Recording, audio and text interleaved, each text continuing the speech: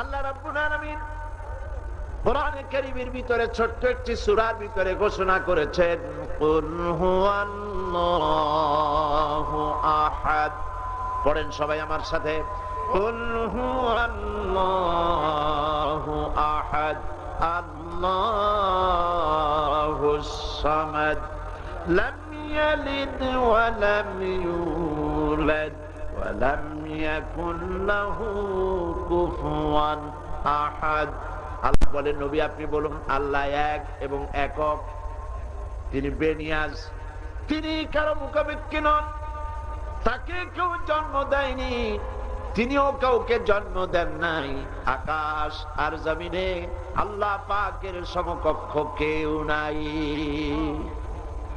ছোট্ট একটি সূরার মধ্যে আল্লাহ পাক পরিষ্কার করে দিয়েছে, তাকে কেউ জন্ম দেয়নি, তিনিও কাউকে জন্ম দেননি।